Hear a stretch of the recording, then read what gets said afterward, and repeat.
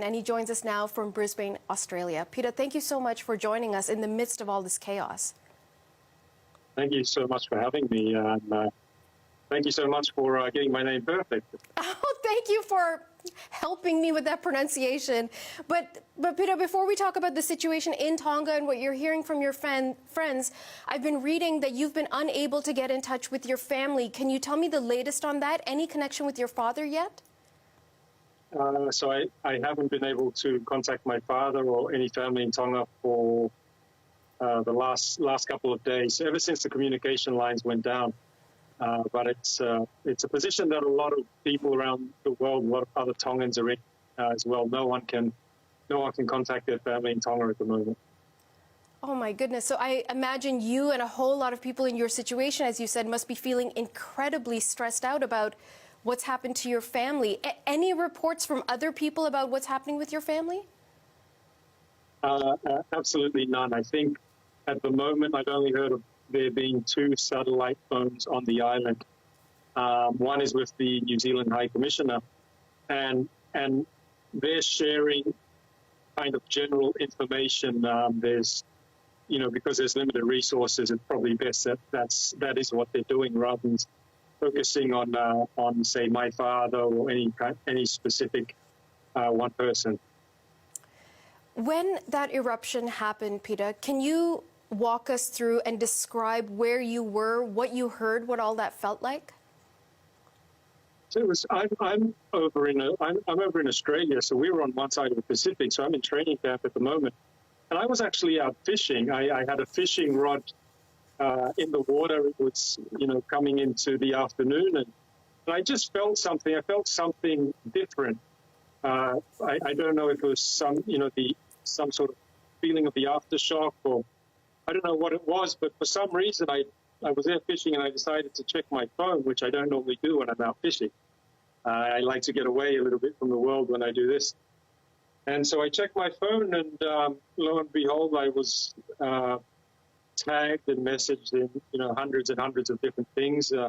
People checking up on me to ask how everything was going with the tsunami, if my family's okay, and so then I, turned the boat around and headed back home, and I've been working ever since to try and bring, to try and find out more, but also to bring awareness to the world about what's happened in Tonga.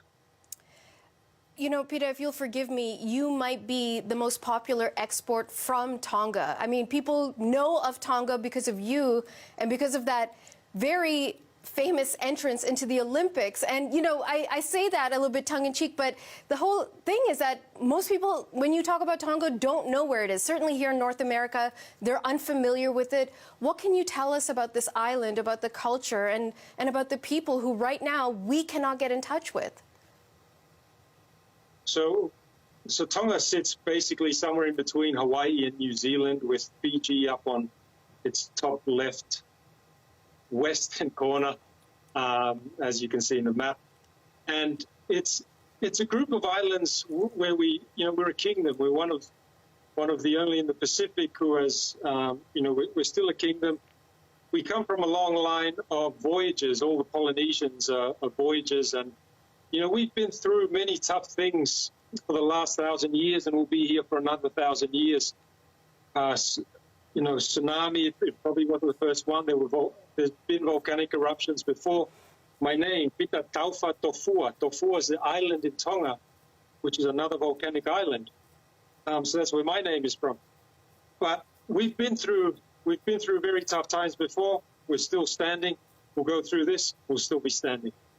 So tell me about what's going to happen in the next couple of days, because we know that New Zealand and Australia are sending over Air Force planes to try and get some sense of the damage. What do you think the next steps will be? So the first thing is just to try and get more information out of Tonga about what the actual damage is. So because there's no communication, we have all this footage of the eruption. Then you had the initial phases of that first storm surge, and then everything went silent. And so people weren't able to post, they weren't able to share the damage, they weren't able to share what the needs are going to be. And so the first step is just to find out what the needs of the people are, first and foremost. And then, what we're doing right now is we're reaching out to the world to say, look, this has happened to our little island in the Pacific. We're going to need some help. We don't have all the information yet because of communication, but, it would be great if, be prepared for when we come asking for assistance, should Tonga need it. And how can people assist? What do you think is the best way to move forward? So we have launched a fundraiser, a GoFundMe, Tonga Tsunami Pita Tautafua, and that at the moment is one of the methods that people can donate towards Tonga. We're going to be doing a needs assessment once communication opens, and then seeing how to best distribute all those funds to where they're needed.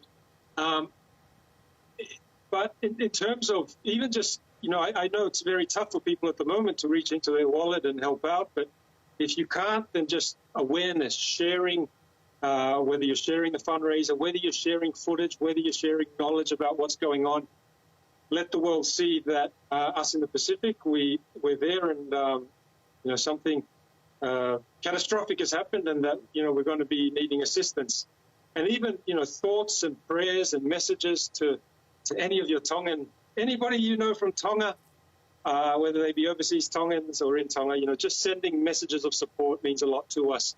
We come from very humble people, so we understand times are tough, but messages of support mean a lot to the Tongan people.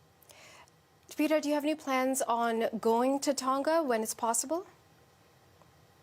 Yes, as soon as borders open. So it's a pretty difficult situation at the moment, putting aside the volcano with all the COVID kind of things happening. Tonga's one of, I think, 3 countries that only ever had 1 case from memory, and that was in quarantine. So we're trying to keep that like that as long as possible, or until the current government decides that it's safe for people to be traveling into and out of Tonga. And when do you think you'll be able to talk to your dad? Any sense of that? I have no indication at the moment. The assumption is that the satellite cable that feeds Tonga and a lot of the Pacific has been severed. It's a big submarine cable that runs under the ocean, and we feel that either the volcano or the tsunami has cut that cable somewhere. Wow. And that's why we can't have any communication. But I also, I don't want it to be about me and my father and my family. I want people to understand that there's a lot of Tongans around the world who are in the same situation and who are struggling. I'm just one representative of many. Understood. And through you, we're able to get the larger story of Tonga out. So I really appreciate your time. We sincerely wish you the best of luck, Peter. I really hope that you're going to be chatting and laughing with your dad very soon. And hopefully right now we have no indications of any deaths or injuries. Hopefully it stays that way. So we wish all of you the best of luck.